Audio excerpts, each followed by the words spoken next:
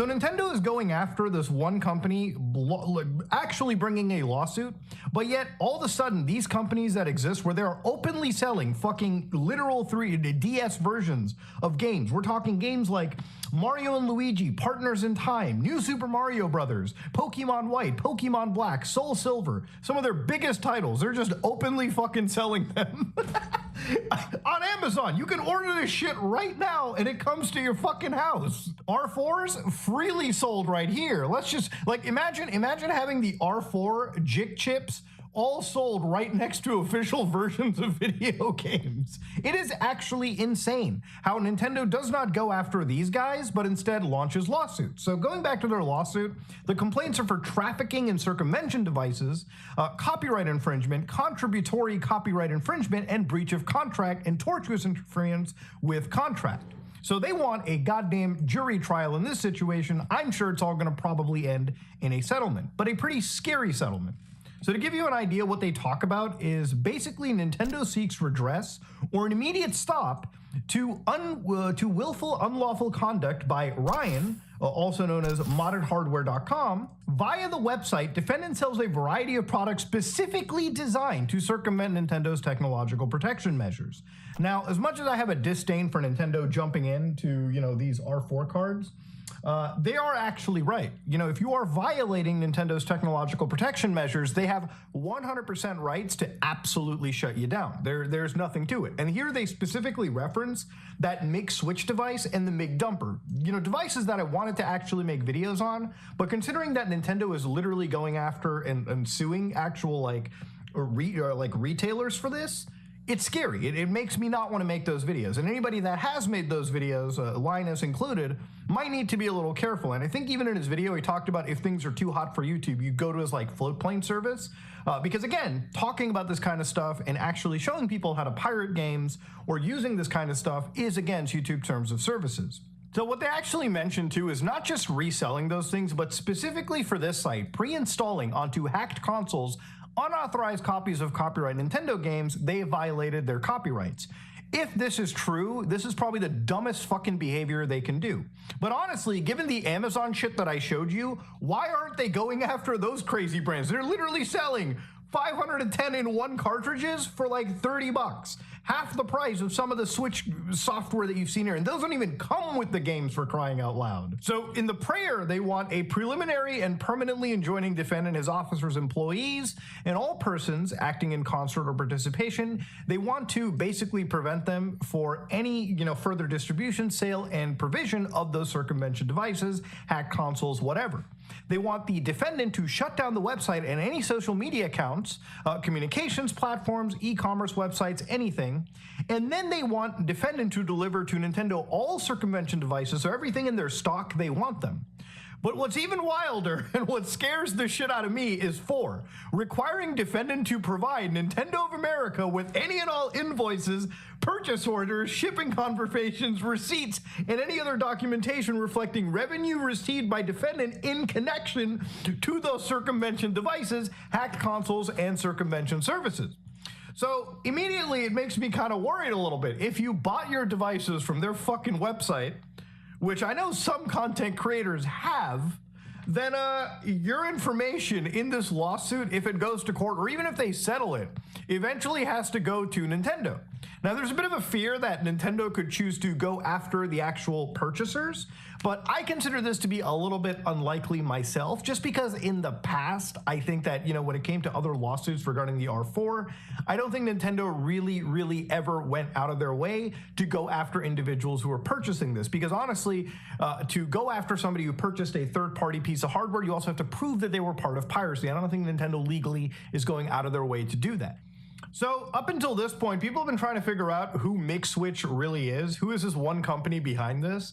And according to Wololo, which is one of the most sought after websites when it comes to, console modifications, they actually talk about it through, again, a researcher known as Mike Heskin. They actually said apparently it's possible that after Time X, which is a publication that was basically fucking promoting the MixSwitch when it was first announced, which is how I found out about it.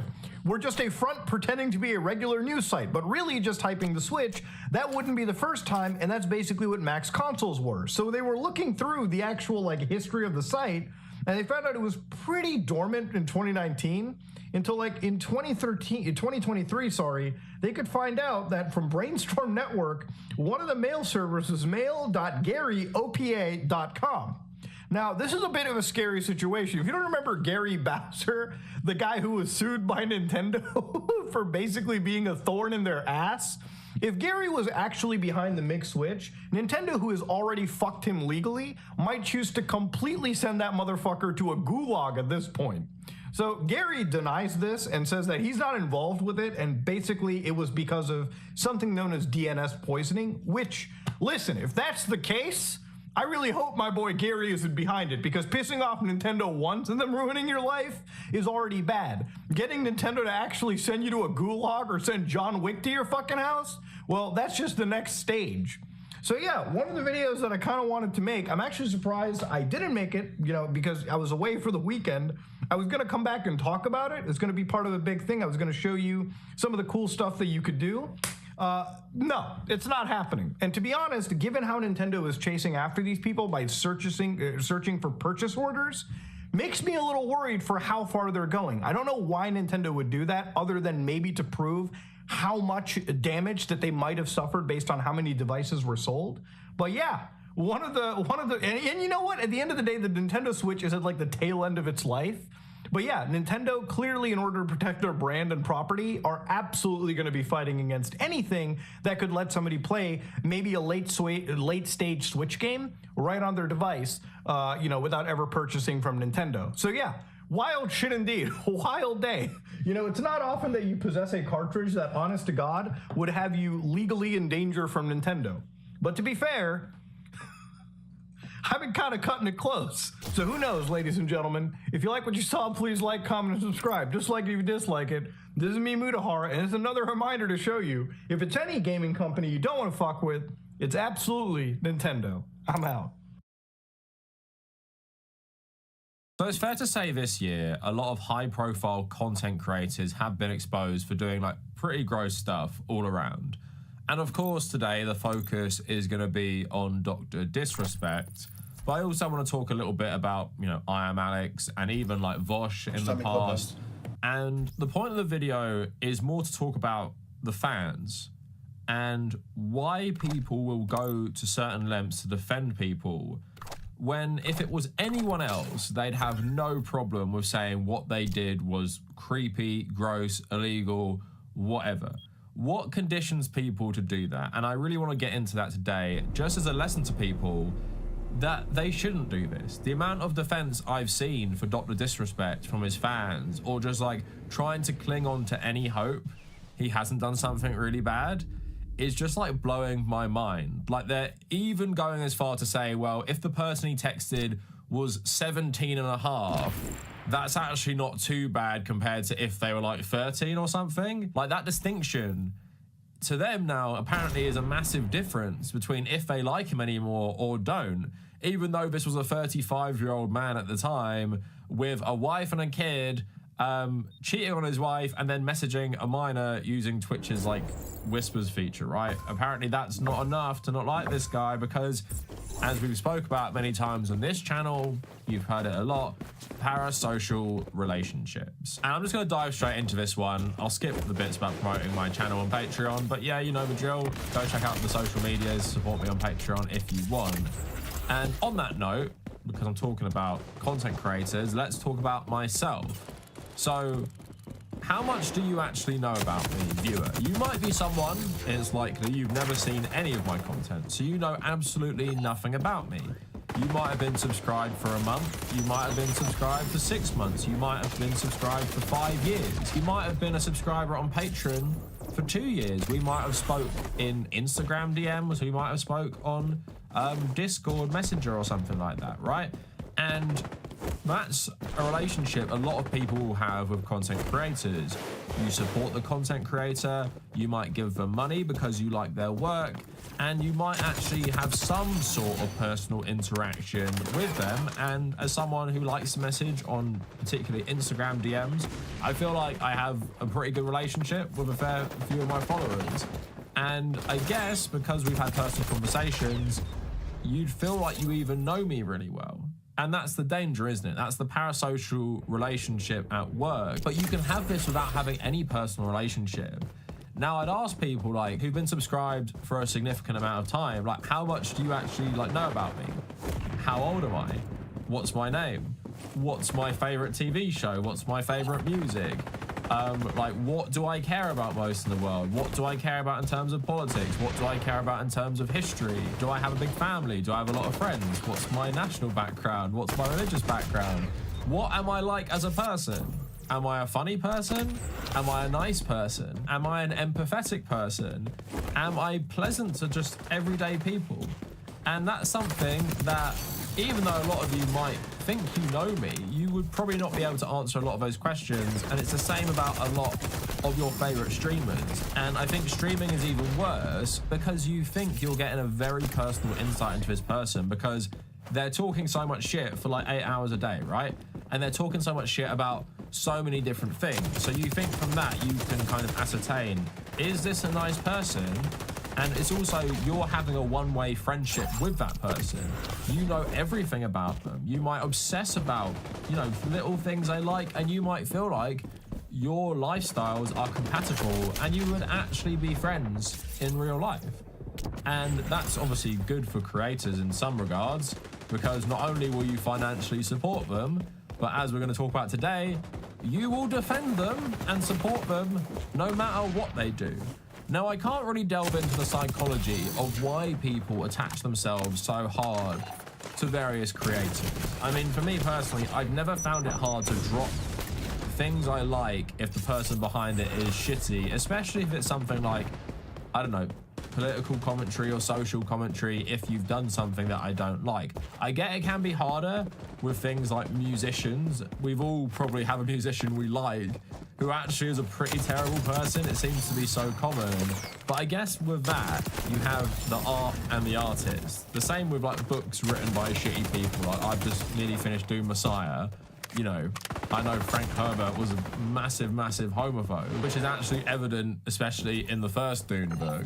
At the same time, because it is just like this grander thing and it's art, I can recognize that while appreciating the good things. And a lot of people try and use this argument when content creators do bad things, whether it be John Tron or Dr. Disrespect, well, the art and the artist is separate.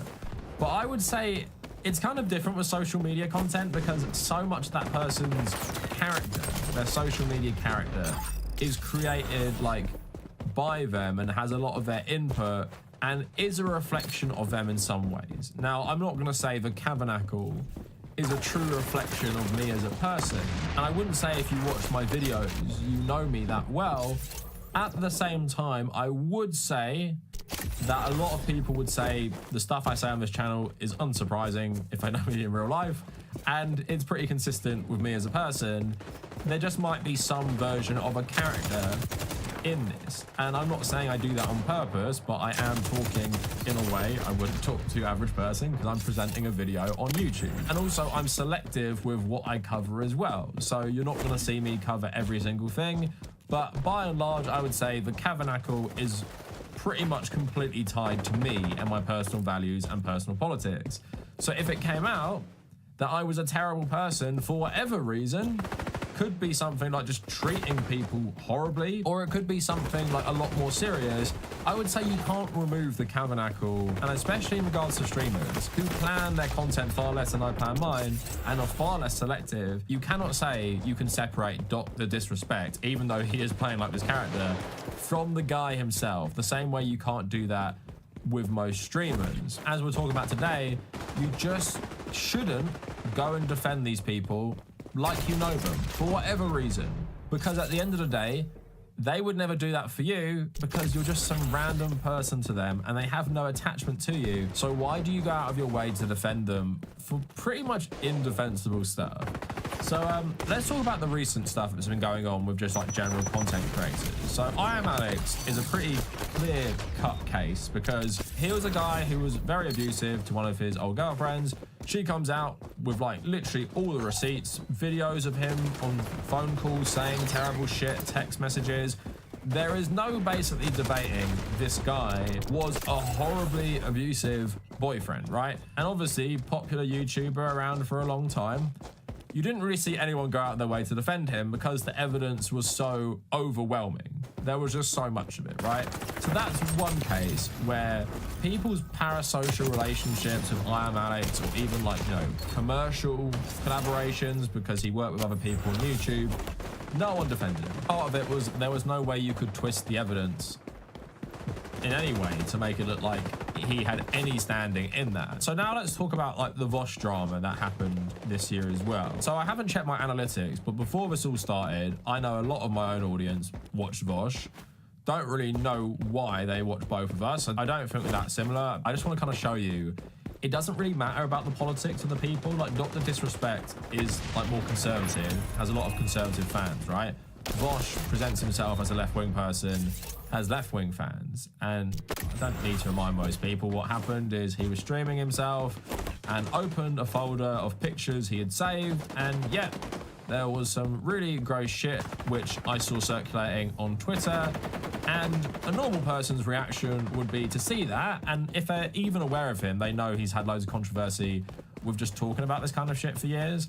And if you put that together, to most normal people, you'd be like, yeah, at the very least, this guy is a massive creep, which is pretty much what I said about it. And people were going insane about this. People were saying I was basically playing into some like right-wing narrative, demonizing the LGBT community as predators for saying that, yeah, a guy who talks about this stuff and saves pictures to his private folders of very suspect stuff is a creep. And that is actually the reaction of most people. And if you weren't terminally online and had an insane parasocial relationship with this guy, there is no way you'd defend him. There is no way you'd defend someone who did that you didn't have any attachment to. And I guess, you know, most people could say, well, the people defending him, they're all into that stuff as well. And they all agree with him. Like, they're actually the same as him. And I guess you could say that. And I don't know what percentage of his audience or his fans who stuck with him would actually be like that.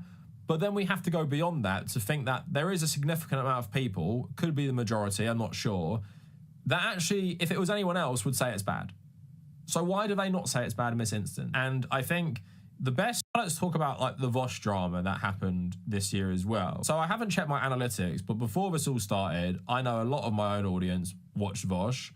Don't really know why they watch both of us. I don't think we're that similar. I just want to kind of show you it doesn't really matter about the politics of the people. Like, Dr. Disrespect is like more conservative, has a lot of conservative fans, right? Vosh presents himself as a left-wing person, has left-wing fans, and I don't need to remind most people what happened is he was streaming himself and opened a folder of pictures he had saved, and yeah, there was some really gross shit which I saw circulating on Twitter. And a normal person's reaction would be to see that. And if they're even aware of him, they know he's had loads of controversy with just talking about this kind of shit for years. And if you put that together, to most normal people, you'd be like, yeah, at the very least, this guy is a massive creep, which is pretty much what I said about it. And people were going insane about this. People were saying I was basically playing into some like right-wing narrative, demonizing the LGBT community as predators for saying that, yeah, a guy who talks about this stuff and saves pictures to his private folders of very suspect stuff is a creep. And that is actually the reaction of most people. And if you weren't terminally online and had an insane parasocial relationship with this guy, there is no way you'd defend him. There is no way you'd defend someone who did that you didn't have any attachment to. And I guess, you know, most people could say, well, the people defending him, they're all into that stuff as well. And they all agree with him. Like, they're actually the same as him. And I guess you could say that, and I don't know what percentage of his audience or his fans who stuck with him would actually be like that. But then we have to go beyond that to think that there is a significant amount of people, could be the majority, I'm not sure, that actually, if it was anyone else, would say it's bad. So why do they not say it's bad in this instance? And I think the best visualization of how this looked like to a normal person, and not saying this guy is particularly normal, but I watched Ethan Klein and his crew watching this and like reacting to it. And why I think that was helpful is that that's how like most normal people would react to this. Just be like, this is really gross, right? This guy is really, really creepy and focuses way too much on this stuff, right? That's how most people would. And if you explained it to anyone in your own life, guarantee they wouldn't go out of their way to defend the person and try and get into the weeds of, oh, he was just trying to make this argument. Oh, he was just trying to say this thing. And in terms of making YouTube a viable career forever, you probably want a fan base who will defend you no matter what you do. And you can basically convince them, go defend me from all this terrible shit I've done or said or whatever, no matter who I am, and I can keep having a career off you. Now, I remember watching a YouTube video from someone called, I think, President Sunday. I think that's what they were called. And they were like a Vosh fan. And they were basically talking about how, you know, I was a fan. I've seen all this stuff. I've seen the other stuff about, like, you know, sexual harassment and everything. And just don't defend this guy because he doesn't care about you. I didn't believe he was that person. So I waited for Vosh to say something else, something that would fix it. I don't know what I was hoping Vosh would say. I guess I really was just hoping for some explanation. And even when he gave one, and it was completely unconvincing, I still waited. And some people, when faced with something awful, wait, like me, hoping for an explanation that will make things make sense in a way that makes the awful situation go away. There was a moment in Ethan's second stream on the Vosh League where Ethan pointed out that if you're friends with someone in real life and you have history and you have rapport, and if something comes up that's really, you know, concerning, you would talk to your friend, right? But these are not my friends. These are people online that I know. Right. something clicked in my head when I heard this. Like this line was directed at me. Obviously it wasn't, but it kind of felt like it. You see, I realized that I wanted to give Vosh a few days. And it's really hard to watch someone who has come to matter to you, whose well-being you've come to care about. My friends. These are people online that I know. Right. Something clicked in my head when I heard this. Like this line was directed at me. Obviously it wasn't, but it kind of felt like it. You see, I realized that I wanted to give Vosh a few days. And it's really hard to watch someone who has come to matter to you, whose well-being you've come to care about, turn into something that disgusts you. I realized I was thinking of Vosh as a friend, when in reality we had only talked a couple times. I was emotionally invested. During the H3 stream, and even by on watching it, Vosh's community were there defending him. For the same reason I was waiting. Vosh is a friend. Vosh isn't a friend. He's not your friend or my friend. He's someone we've watched, talked about, maybe talked to once or twice, but I don't know him. And you probably don't either. This is a guy who makes money doing a performance. And I honestly feel so sorry for all the people who are reflexively defending him now. But the thing about parasocial relationships is that it's extremely hard to tell you're in one from the inside. And the embarrassing truth that I've come to realize is that even though I haven't defended Vosh, my reluctance to condemn him for what everyone can see he has obviously done is absolutely due to that same parasociality, which you never realize is there when you're the one in it. I was giving him the kind of generosity you would give to a friend. And that's what gets to my point as well, is like people reactively start defending their favorite creators because they don't feel like they can do anything wrong.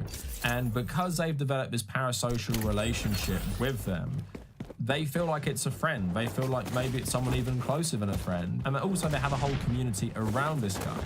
Or with Dr. Disrespect's case as well, around him as well. So if you admit that this person is bad in any way, you're basically potentially outcasting yourself from that community that you enjoy so much, and you're admitting to yourself as well that you are a bad judge of character, and you're admitting basically something is wrong with you for having such an attachment to someone like this. So I think there's a lot of layers that go into people trying to distance themselves from someone they might watch like 4 hours over that every single day. And I've experienced it with the fans of many other streamers. Me and Hassan are like cool and stuff, but because I made a few videos criticizing him in the past, people go absolutely insane about that, when they were honestly the most mild, good faith criticism I've ever gave of another creator. So I understand that reflex to defend people no matter what. And I hope on this channel, I haven't conditioned anyone to do that for me, because I wouldn't want you to do that. Like, this channel is me. These are my opinions. If you like them, that's good. And even right now in this video, I know a lot of people get mad I even brought up the Vosh stuff, but that's just my opinion. If you don't like it, you can go. I don't care if you watch my videos or not. Like, I don't know anything about you. You leaving a comment right now saying I'll never watch you again, it means nothing to me. And that is how most content creators feel about viewers who, I don't know, are outraged, because most of you I don't have any relationship with. I don't know you. You haven't commented on this channel a lot. I wouldn't even recognize you popping up. And unless we message significantly on some other platform, like, I really, really wouldn't care. And that's why I like the President Sunday video, because he outlined that in terms of Vosh. Like, most creators don't care about their audience on a personal level. Like, we care about the audience. And like, I'm grateful to my audience, like this collective that keeps changing, for supporting me. And I'm more grateful, of course, to people on Patreon. But again, I don't know anything about you. And I don't know how many of you are left from when I started. I don't know how many of you filter out. You know, I lose subs every single day. I just gain more subs. I don't know who stayed around all this time. And it's better for me to not get invested in you guys, because then that relationship hinges on, do you like what I say still? And I don't want to have a relationship like that. I'd rather have a relationship with, you know, my real friends, where it's not based on stuff to do with politics. So although it can seem insane when you're getting like legions of people like actually arguing with you that you're wrong to think what Vosh showed in the stream was like, you know, creepy or something like that, you have to try and get into the mindset of these people of why they will do that no matter what. Like, sure, lots of people will be very suspect. Lots of people defending Dr. Disrespect will be very suspect, and probably don't hate what he did and think it's immorally okay. But also, we have to admit that a lot of people will also just be coping, basically, with their community and their favorite streamer not being who they wanted them to be. Now, let's move on to Dr. Disrespect, because I think this is another good example. So Vosh was like a more left-wing example. Dr. Disrespect has a lot of conservative fans. And a lot of conservatives, anti-SJW types, were jumping out of the woodwork to defend him straight away. Now, if I guess you're not on Twitter or don't follow tech news or whatever, you might not know what happened with Dr. Disrespect. Basically, he had his Twitch contract terminated 4 years ago. No one ever knew why. He said he didn't know why, and then he said, I plan to go on the offensive. It's pretty clear Twitch made a settlement with him where no one would basically talk about what happened, and maybe NDAs were signed and they paid out his contract, right? And then recently someone tweeted about why this happened, and this is just all blown up again, culminating in basically Dr. Disrespect admitting to it, which is absolutely crazy, after putting out statements which seemed like just like written by a lawyer. So on Twitter, he had a long statement. Basically, this is what it said. He admitted to having mutual conversations with a minor that leaned too much in the direction of being inappropriate. And he started editing the word minor out and in, also saying nothing illegal happened, no pictures were shared, no crimes were committed, I never met the individual, I went through a lengthy arbitration regarding a civil dispute with Twitch, and that case was resolved by a settlement. But trust me when I say this, to all my haters that live and breathe social media with zero life experience, I don't give a fuck about you. They want me to disappear. Yeah, fucking right. Now, recently, like literally today before I recorded, Rolling Stone released an article that basically confirmed every single thing and said a former Twitch trust and safety employee who worked for the platform at the time that Dr. Disrespect was banned and has direct knowledge of the matter, confirmed to Rolling Stone that he continued to send sexually graphic messages to a minor he knew to be underage. This anonymous employee also said that crucial elements of his tweets are inaccurate, going on to say, I recall that Dr. Disrespect was made aware by the individual that they were underage during the conversation, after which he indicated that this was no problem and continued on. There was no confusion. Messages sent after this were acknowledged with no less graphic and in sexually explicit nature than before, and I think more than the categorization of leaning too much in the direction of being inappropriate might indicate.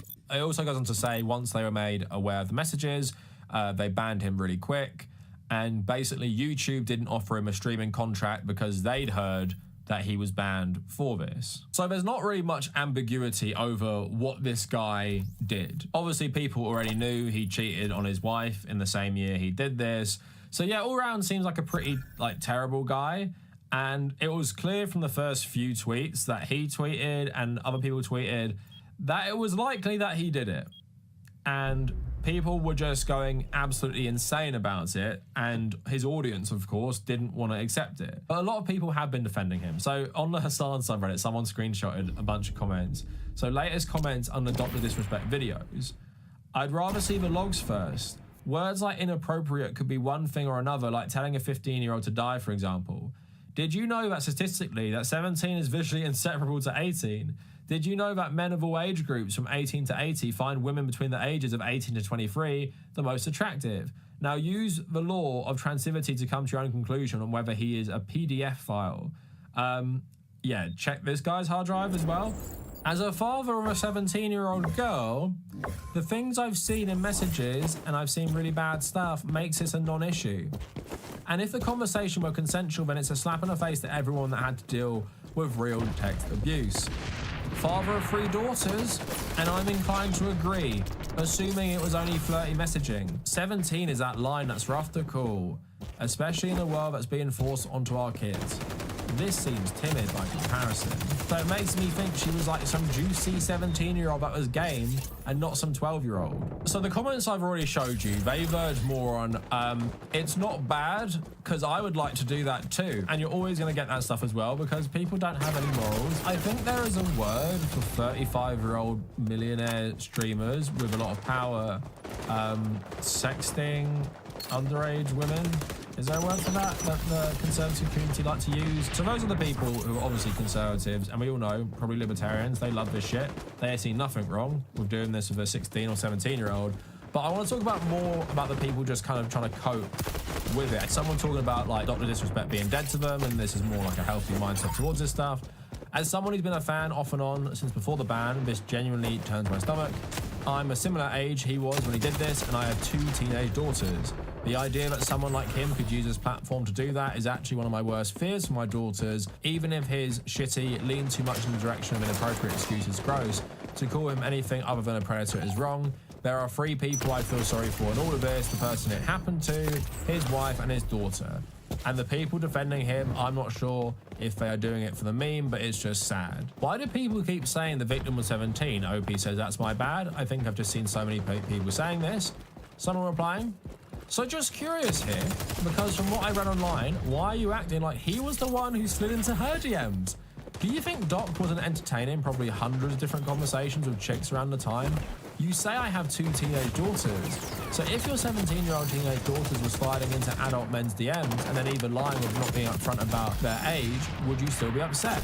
I'd be more annoyed at my kids at that point, but if she told him and he continued, now we have a different ballgame. If he did what everyone claims he did, then I will agree with what everyone is saying.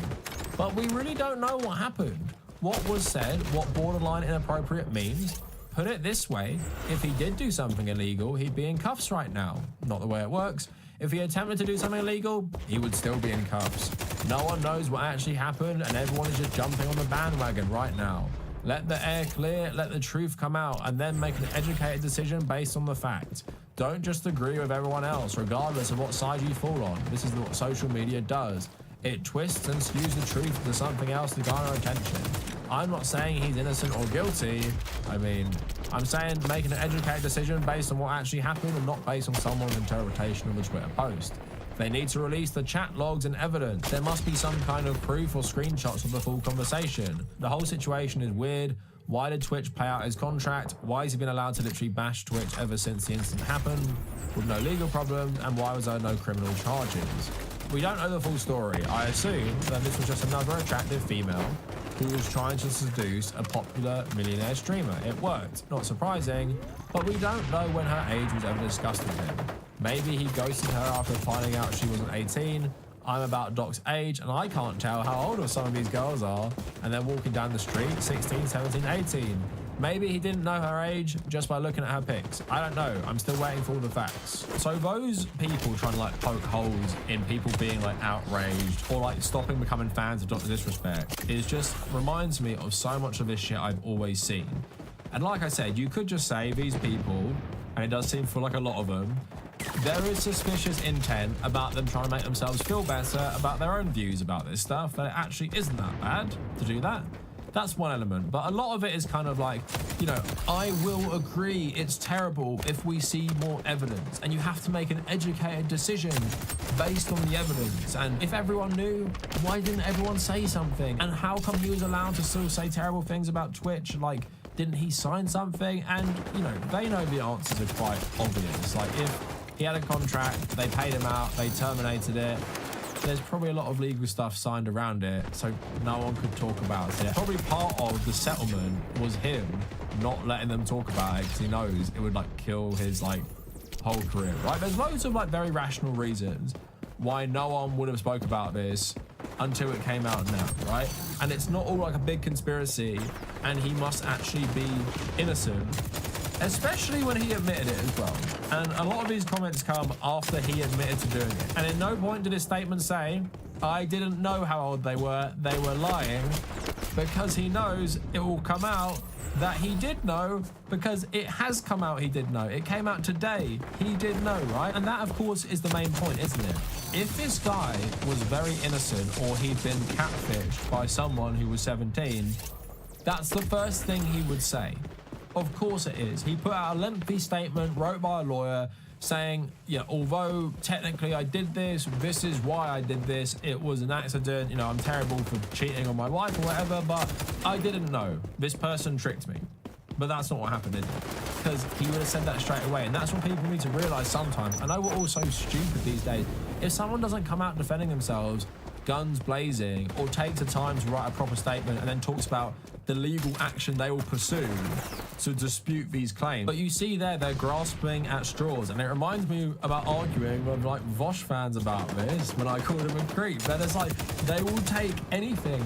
Oh my God, that drawing was of someone who was this age. And oh my God, he said this and he meant it like this. And it's just like, they're grasping at anything. Because like I said, for a lot of these people, they see Dr. Disrespect, they see their favorite streamer, content creator, as a friend.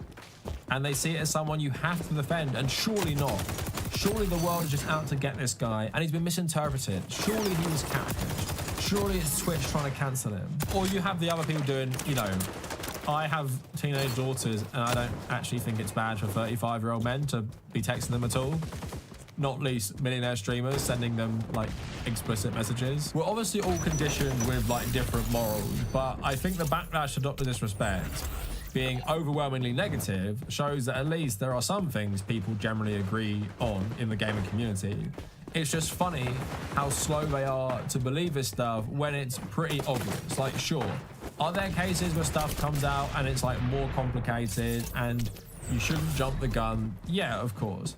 When there's certain stuff and then some guy puts out a statement like he did, and even the way he was tweeting about it before the statement, it's very easy to see like what happened, and you don't have to dispute with people like the severity of it. Like, oh my God, was she 15 or 16? Oh my God, was she 17 and a half or like 13? We must know these things because it makes so much difference. But does it really make so much difference? Once you get into technically it's not illegal, you're in bad territory. Ever find yourself thinking that, like grasping at straws to try and convince yourself your favorite streamer or YouTuber hasn't done anything wrong? You really have to look at yourself and look at your unhealthy relationship with celebrities who don't give a single shit about you. And they just don't. And I'll tell you that as a fact, and I'll tell you that brutally honestly as someone who's a content creator myself. I like the support, I like the nice interactions I've had with people. Do I care about every single random viewer and subscriber that I have, like on a personal level? No, of course I don't, because that's bad for me. Me getting super invested in all of you, over 100,000 people, would be bad for my health as well. So you have to have that distance. But of course, I can't stop people from getting really invested in me because I put myself out here as a, you know, a public figure or whatever. And that's just the nature of being a content creator.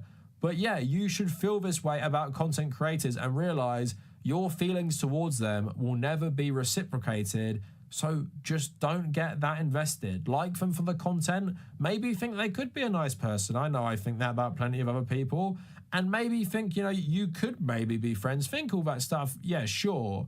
But realize you don't really know these people. Realize you have no insight into their real life. Realize as much as you think you've seen their real personality on things like live streaming, there is still an element of their real persona that isn't there. And it could be a really bad part of it, which then gets exposed later by people in the real world, leaving you shocked maybe, but then you shouldn't reactively defend them no matter what, because you look like a crazy person. Like I said, imagine pulling out these arguments that you've seen today, or pulling out arguments you've seen defending loads of other creators. Imagine explaining the situation to someone in real life and then saying this stuff to someone who isn't like invested in this community.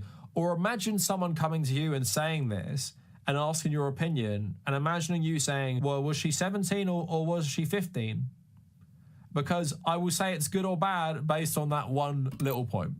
Again, you wouldn't do that. Most people wouldn't do that. Maybe some of the people you've seen today would, because they seem like creeps, but most of you wouldn't. And that's the main point. So that is it for the video. Let me know what you guys think down in the comments. And if you made it this far, thank you for watching.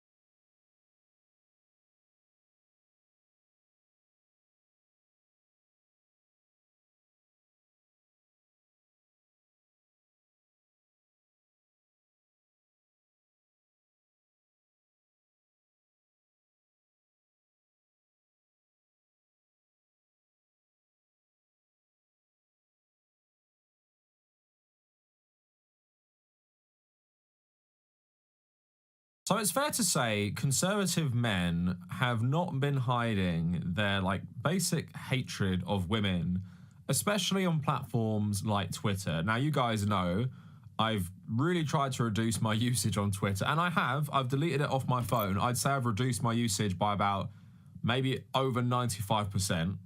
Sometimes I do go on it though, because I just want to, you know, grasp what the conversation is. And something that was going around recently on Twitter, which I think highlights a lot of things I've spoken about on this channel, was there are a couple like TikToks of women complaining that they basically couldn't find a man who like suited their standards or whatever. And the comments weren't sympathetic, but it seems like a thing conservative male Twitter likes to do. They just laugh at women's misery when it comes to this stuff. And in that it reveals a lot. But also there were people replying saying, well, this woman would never date me, someone who has a lot to offer her, like, financially. Like, I'm a veteran, I'm retired, I have a pension and stuff. All that stuff makes me good. Or, like, I'm 6'3", that makes me, like, worthy. And all the replies talking about this makes it clear that men, specifically, still don't understand what makes someone attractive in a relationship, especially conservative men, because they're acting like it's all, like, a financial proposition. And as you're going to see in some of these replies, they're talking about these women being lonely because feminism has basically tricked them, because it said, oh, you don't have to conform, you don't have to be like your parents or grandparents and just marry someone very young, give up your life, give up your job, have children, and that's basically your role. They think that's a good thing. And now these women are like lonely and can't find a man. They're like, well, we told you feminism was bad. But we've covered the trad wife stuff on this channel, and we know that's not a good thing. And so many of you guys who have family members like myself who were in those more traditional relationships will tell you, yeah, it's a bad thing and often has bad outcomes. But then what's so funny about these guys saying it is that like neoliberal capitalism has also sold them a lie, and they don't realize it. Because of what they're saying, they all think they're entitled to find a partner based on their finances, and not bringing anything to the table emotionally, in terms of personality, in terms of just everything outside the realms of finances, because they've been told their entire life, if you like get a good job, if you have a home, stable income, then that is like half the battle in actually finding a relationship. And this is why they actually hate things like feminism, because now relationships are less and less a financial proposition, because yeah, women can have their own careers and don't need a man financially, right? But they wish this world still existed, so they'd have another string to their bow of basically trapping women in these relationships. And it is scary that so many of these still think like this, because there's lots of them saying we should get rid of no-fault divorce. Essentially, let's make it far harder for women to leave like terrible marriages with men in general, but in this instance we're talking mainly about conservative men. So I want to talk about these two examples and what they reveal. But before we go any further, please Follow me on social media at The Cavanacle on both my Instagrams, my personal and my travel Instagram. Check me out on Threads and Blue Sky. We are talking about Twitter here, but you know, I don't really use Twitter that much, so follow me there if you want, but I don't really care. And also check out my Patreon page if you want to support me. Trying to build up as many $1 to $3 patrons as possible, and you get access to the Discord server if you are a patron. So like I said, it seems to be a pastime for American conservative men to just post a woman complaining about how she can't like get a meaningful relationship and basically laughing at it and blaming feminism. So in this clip, the TikTok user, and I think this is the original person, called Ryan Spencer, or maybe it's a repost, I don't know. And basically this woman is just basically talking about how all her friends are in relationships, they're all happy, and she's had a very successful life. She's got it all sorted, pretty much, apart from she can't find someone to share this nice life with. It's 3 minutes long, but I'll play you some of the relevant parts. Like, I am so sick and tired of just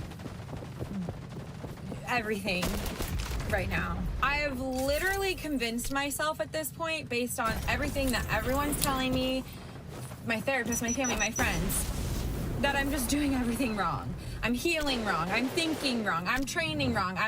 I'm doing relationships wrong. Everything I do is fucking wrong, and I'm so sick of it. Stop comparing. It's not even about comparison. Like, I genuinely just want love in my life so badly.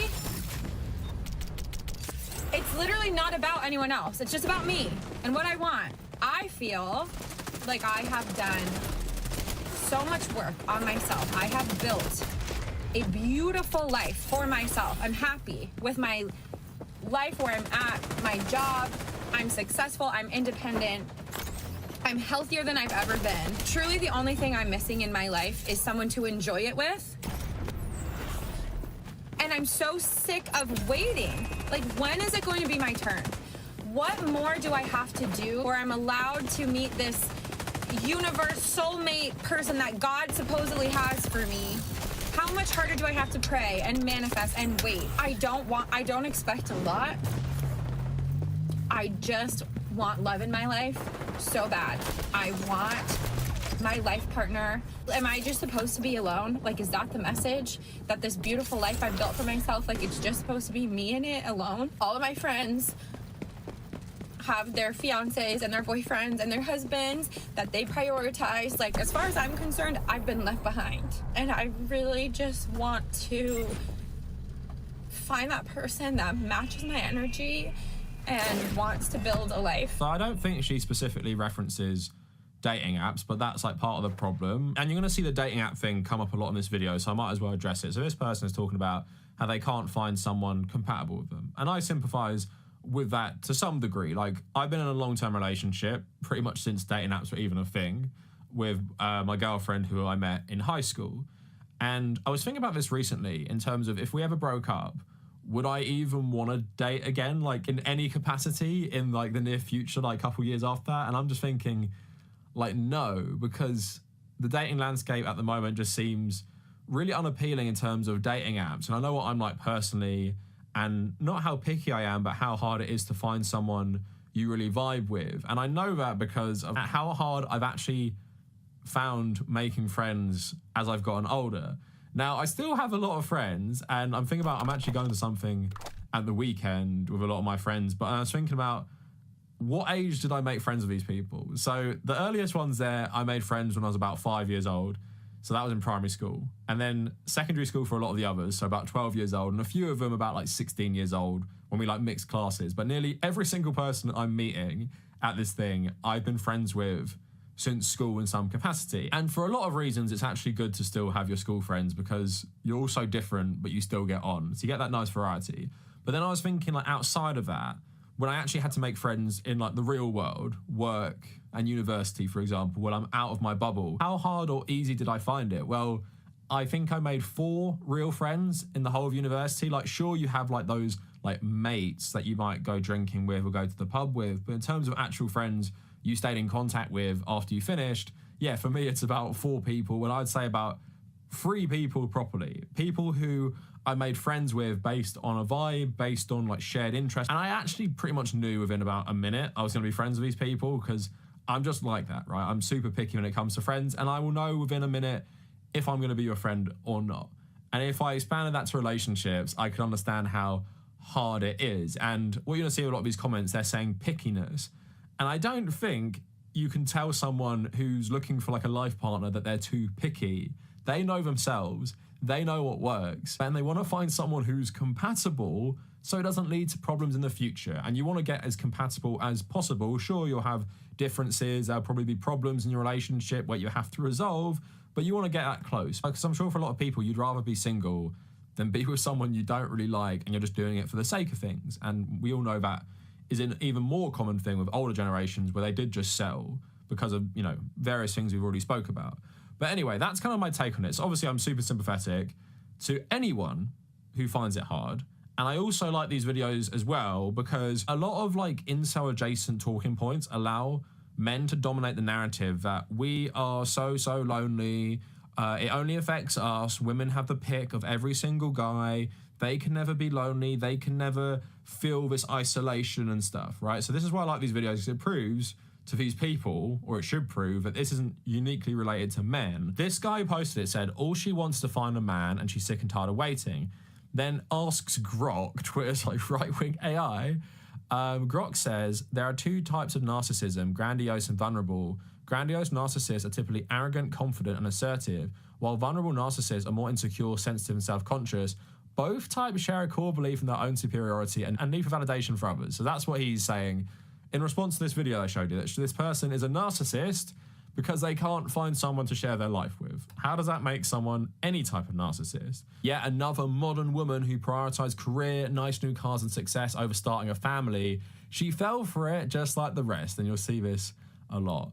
My heart actually breaks for her. She's been sold a bill of goods through feminism and the route society has gone. We all need and deserve love. I still get angry at these women, but every now and then I just have pity for them.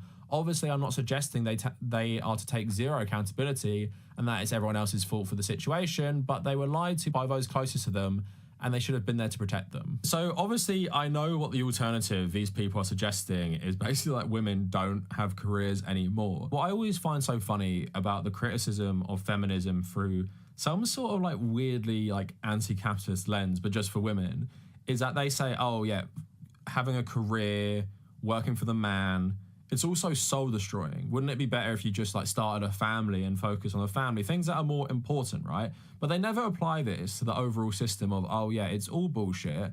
It pretty much all means nothing for men and women. So we should be free to do what we want. But it's like, no, it's soulless and bad for women. So please become a baby machine and my maid instead. That sounds like freedom. But of course for these men, it's all about control. But here is an interesting comment I saw go a bit viral. He says it, but I think he's meant to say I'm a 5'7" dude who's a manager at Amazon warehouse making $55K annual. That would give her the world, but she probably thinks she can do better.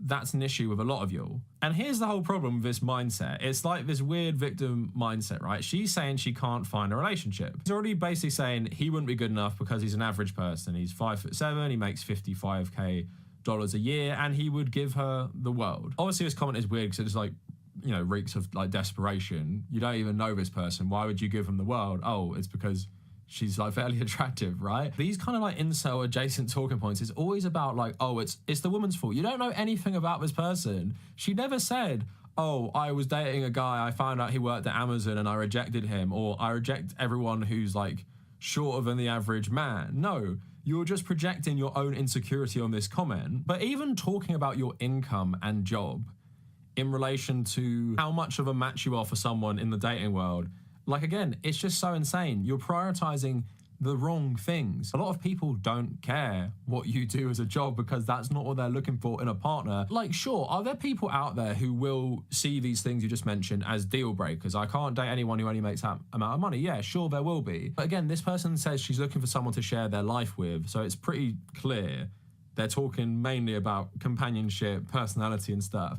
So even if this guy led with that, it'd still be a bit weird. But I'm saying for these men, no one cares. No one cares what your job is. And I'm pretty sure, especially for a lot of left-wing people, if I went back in the dating world, I really wouldn't care what someone's like job is or income. Like, sure, as you get older, you do have to worry more about financial stuff, potentially buying a house or rent, or maybe not being in a marriage or relationship with loads of debt and stuff. But I feel like that is thinking really far down the road. Most people in the world work just very, very standard jobs they probably don't like that much, jobs that probably don't pay that well.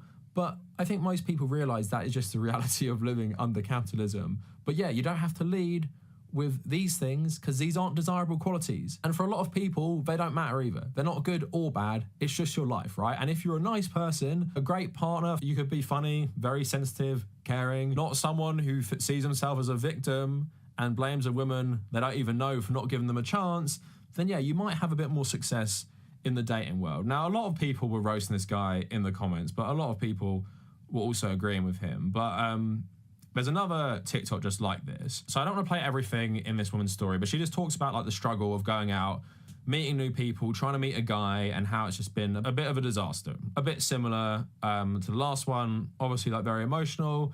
I'll play you a little bit of it. Like, I don't want to go out again. I'm tired of it. I'm over it. I'm sick of it. When I try, like, shit like this happens, and dating apps suck. And then I get into an Uber on the way home because I can't go have a drink like I wanted to because I have this giant fucking bag full of shit to carry around. And I get in this Uber and it's this 75-year-old woman with her dogs. And she won't stop talking about her dogs and like how she got an oil change and what'd you do tonight? Was the comedy show good? And like, I'm being nice and polite, but all I can think about is like, this is gonna be me. Like, and I know that's a worst case scenario. And it's not even like that's a terrible thing to be single all your life, but like, I just can't help but feel like I'm gonna turn into this because I'm never gonna meet someone. And for everybody who's gonna tell me, it'll come along when you least expect it. I've been hearing that for like 7 years, okay? I'm so sick of hearing that.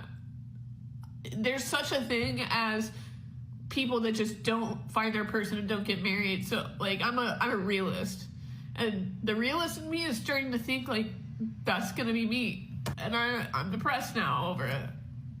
As pathetic as that sounds. So again, that's similar to the last one, and obviously references dating apps more explicitly, which, you know, I'm totally sympathetic to as well, especially as dating apps get more dystopian, talking about like bringing AI into it, and just, you know, how mentally tiring, as someone who doesn't know that but can imagine, it must be to just keep going on loads of random dates with people you meet online and then for some reason or another just not vibing with them. As someone myself who has always been so picky with friends and everything and has a standard that I have before I get close to someone in any capacity, I can totally understand how this would be like an absolute nightmare. Like the thought of just going on all these dates like it's like a job interview to me just gives me anxiety even thinking about it. And yeah, if I was ever single again, I definitely wouldn't bother, to be honest.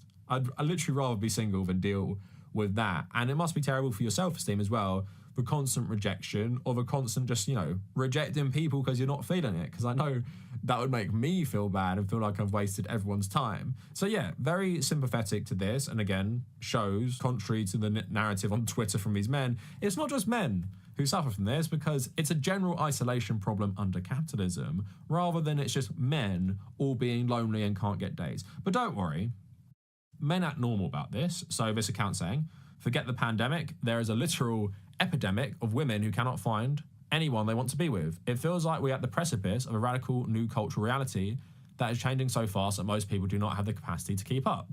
Then the comments say, a large swath of women have developed unrealistic expectations that most men will never meet. Lots of men are seeing that, and instead of trying to be the best version of themselves, they're like, what's the point, and give up. It's a vicious cycle, and it's sad to watch. Precisely. It's not that they can't find anyone, it's wanting a man over 6 foot, and that's 14% of the US population, built like a brick house, 40% gone, making 100K, that's 70% of men. Be choosy, don't be surprised when unrealistic expectations mean not being chosen. And again, for a lot of men, if this is your mindset, I'm sorry, it's just not going to work out, because it just reeks of insecurity that you think you're not successful with women because you're not over 6 foot, built like a brick shithouse, and making over $100,000. And I know, like a lot of you probably know, I know so many of my friends who are dudes who've never had any trouble dating at all, and they've had Absolutely none of these things. But yeah, this like victim complex of like boiling this down to a science. And again, it's all superficial, isn't it? If you're very muscly, over 6 foot and have 100K, you'll be so successful with women. These people just don't live in the real world. They're thinking about like influencer culture or something, because that's the only thing I can imagine for these people, why they think they can't get dates at all. But yeah, men, if you feel like this, some random man watching this, please just don't buy into this narrative about all women only want guys meeting this criteria. Because I can tell you, speaking to women about dating and stuff, most of them don't care about this stuff. They're looking for someone emotionally compatible, right? It's super clear anyone who comments like this has just never spoken to a woman properly. Now, this is the post that inspired the video, and this covers some other stuff as well about like just people being able to sense a conservative man when you meet him.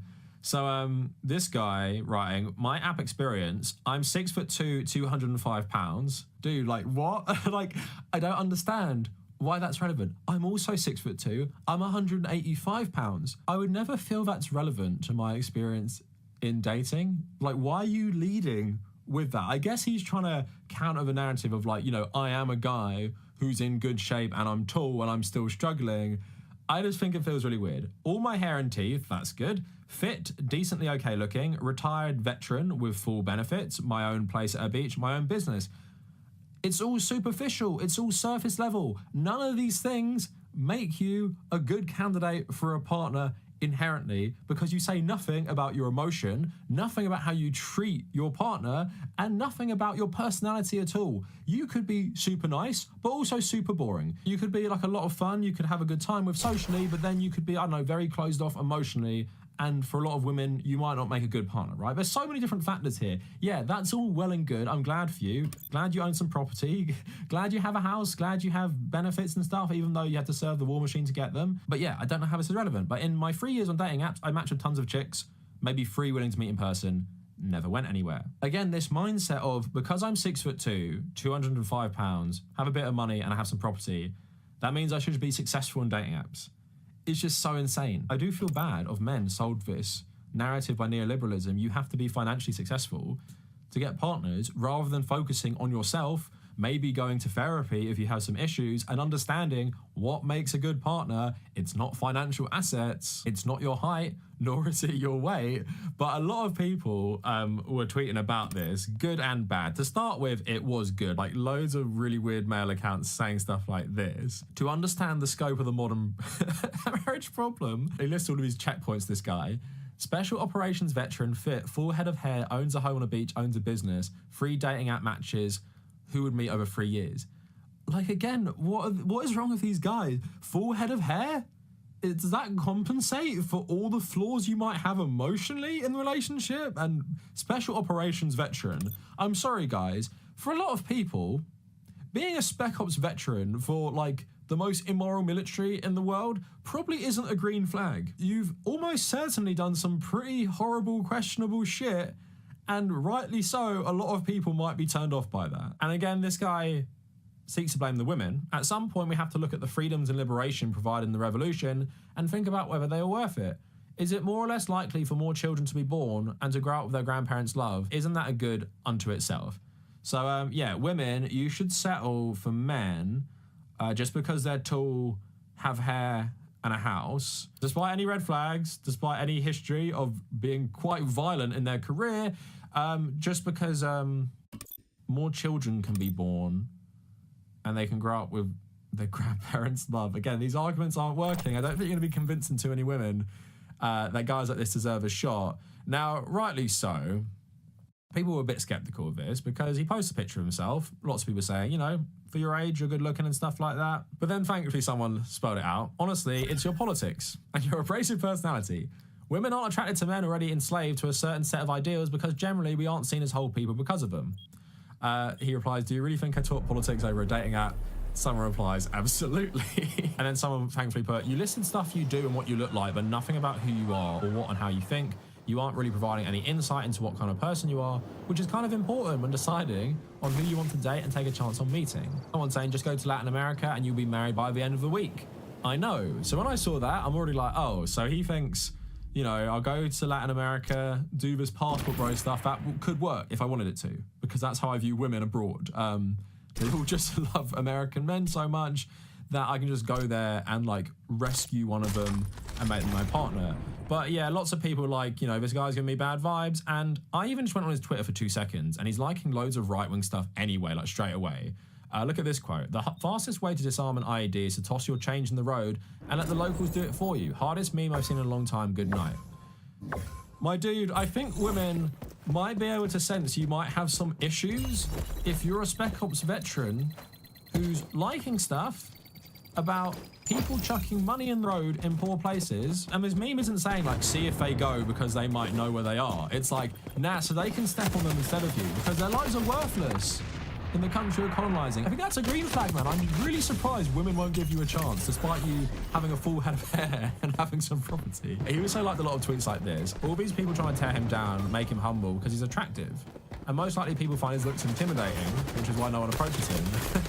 And he liked this. I'm glad he was able to admit he's attractive as he struggles with meeting people as well. Someone saying a lot of miserable, ugly, fat fucks getting mad at him in the quotes and comments. And then if you go on his likes even more, he's interacting with Mark Cernovich and Jesse Kelly and just liking loads of right-wingers blowing smoke up his ass. And again, people can just sense this. People can sense this. And when you're interacting with like far-right conservatives who are talking about getting rid of feminism and talking about how that's bad for women because they shouldn't just be baby machines, people can sense that. And I know some people might be very naive. If you are sensitive to politics in any way, even on like a societal level, not straight up like political theory, you can sense it. Like my Tory radar has pretty much never been wrong. It's been wrong one time. A salesman in my office thought it was a Tory. He's actually a communist, right? That's the one time I can think of where I didn't understand someone's politics. To me, I can speak to someone for like 5 minutes and know like pretty much their values and stuff, right? So if you're a guy like this, who everything he's tweeted so far, I think to a lot of women it's very obvious, and you're surrounded by an ideology which literally doesn't view women as equal, and based on all the other shit, I'm really not surprised that you haven't had success. And to a lot of these people, it's shocking. I'm fairly good looking, I'm tall, in shape, and have money. Why can't I get a woman to date me? Because you might have a trash personality and you're actually conservative, which to a lot of women now, especially younger ones down in America, that's a massive red flag. People saying, even talking about Jordan Peterson and Joe Rogan on a date being a red flag, that's not just like a meme on Twitter. That is a serious thing. But if you go on his actual profile, I'm not going to read all these out, but you see like loads of right-wing tweets, people been finding them. The way he spoke about women, pretty sexist as well. I showed you some of his likes. And considering the political landscape of America, you just can't be a conservative and not have that wrapped up with tons of misogyny. And like I was saying at the whole point of the video, conservatives are blaming feminism basically, but they can't get dates. They're blaming the empowerment of women to not rely on men anymore, to break out of this trad wife dynamic that was forced on most of them, to actually have some sort of financial independence by and large. And that means, because of that, they can be far more picky with who they date, or just decide not to have a partner if they don't want to now. But their reaction to that is not I should better myself to make myself more attractive as a partner. It's that, oh no, I'm blaming feminism because the stuff that would give me access to a marriage and a relationship like 40, 50 years ago, that doesn't work anymore. And that's actually bad because if I want to have a relationship, I actually have to work on myself to make myself more emotionally compatible and attractive to women now. And for a lot of men, I feel bad because obviously because of patriarchy, a lot of men don't do this. We don't go to therapy. We don't look at our flaws. We blame everyone else because we've been sold, as men especially, in neoliberal capitalism, this like kind of trajectory of work hard, get a good job, have a lot of money, fit into a certain masculine mold, and then finding a partner will be no problem. When they find out that's not enough, and you actually have to be a good person who cares about other people, have a successful relationship, then they just don't like that. I would say to any man watching this, does feel like that, please just reevaluate, because you're never gonna get anywhere thinking financial success equals entitlement to a partner, because it just doesn't. And more people just don't give a shit about this stuff. It's all about your personality, and it's all about your emotional maturity and not bringing a bunch of issues into relationships. But anyway, that is it for the video. Let me know what you guys think down in the comments, and if you made it this far, thank you for watching.